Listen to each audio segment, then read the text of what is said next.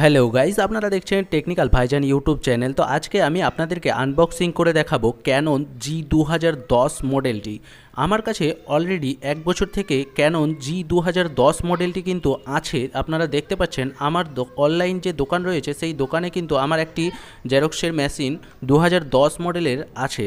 তো আমি আবারও কিন্তু ক্যানন 2010 মডেলটি নিয়েছি। এর কারণ হচ্ছে এর বেস্ট ফিউচার আর সার্ভিস। মানে এই যে মেশিনটি আপনারা দেখতে পাচ্ছেন ক্যানন G2010, এই মেশিনটি বর্তমানে কিন্তু বাজেটের মধ্যে খুব ভালো সার্ভিস দিচ্ছে। 10,000 থেকে 11,000-এর মধ্যে এই মেশিনটি আপনারা পেয়ে যাবেন।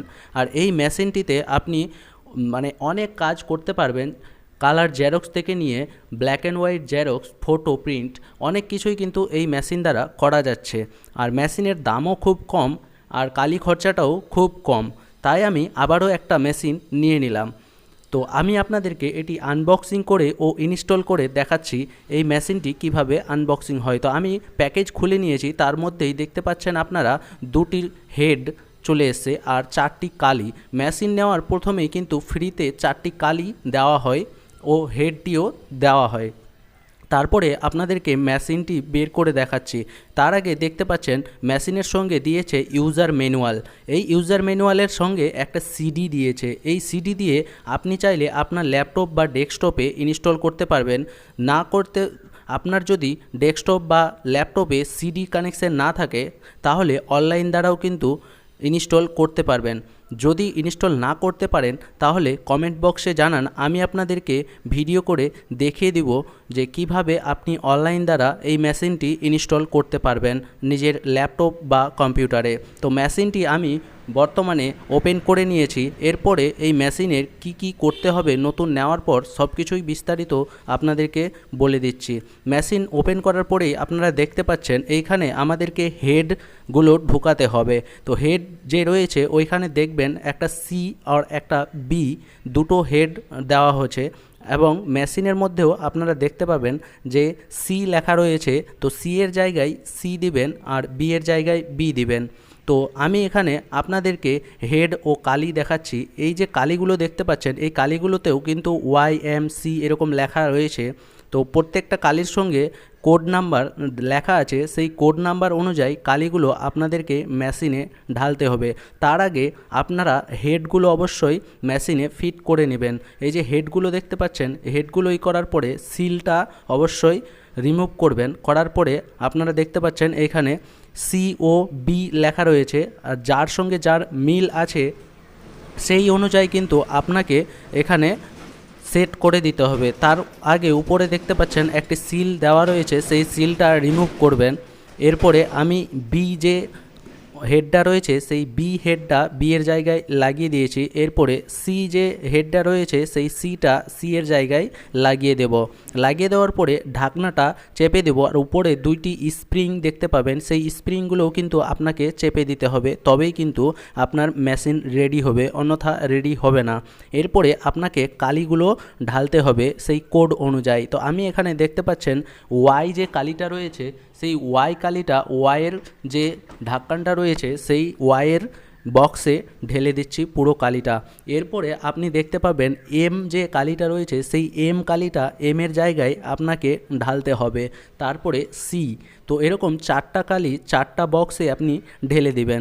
তো আমি তাড়াতাড়ি করে আপনাদেরকে ঢেলে দেখাচ্ছি যে এই কালিগুলো ঢালার পর আপনাকে কি করতে হবে, তবেই মেশিন রেডি হবে। আপনি জেরক্স করতে পারবেন বা প্রিন্ট আউট করতে পারবেন ল্যাপটপ বা কম্পিউটার থেকে। তো আপনারা দেখছেন আমি কালিগুলো খুব তাড়াতাড়ি একটু ঢালার চেষ্টা করছি, নইলে ভিডিওটা একটু বেশি লম্বা হয়ে যাবে। তো কালি ঢালার পরেই আপনারা দেখবেন ওইখানে যে কালির কাছে রাবারের ঢাকনাগুলো রয়েছে ওইগুলো কিন্তু অবশ্যই বন্ধ করবেন। বন্ধ না করার আগে করবেন না। আর উপরে যে দেখতে পাচ্ছেন আকাশি কালারের একটা ঢাকনা রয়েছে সেই ঢাকনাটা সবগুলো কালি ঢালার পরেই বন্ধ করবেন, তার আগে কিন্তু খোলা আর বন্ধ করবেন না। এইদিকে সাইডে যে আপনারা বি কালিটা দেখতে পাচ্ছেন মানে ব্ল্যাক কালিটা, সেই ব্ল্যাক কালিরও ঢাকনাটা একসঙ্গে কিন্তু বন্ধ করবেন। তো আমি এখানে সব রাবারগুলো বন্ধ করে নিয়েছি আর 3টা কালি ওইদিকে ঢেলে নিয়েছি। এরপরে আমি এই ঢাকনাটা কিন্তু বন্ধ করছি না।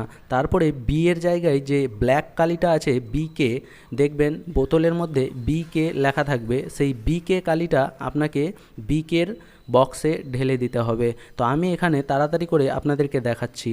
তো বিকে কালিটা বিয়ের জায়গায় আমি ঢেলে দিচ্ছি। এই কালো কালিটাই বেশি মূলত খরচা হয়, তাই একে সাইডে দেওয়া হয়েছে বক্সটাতে।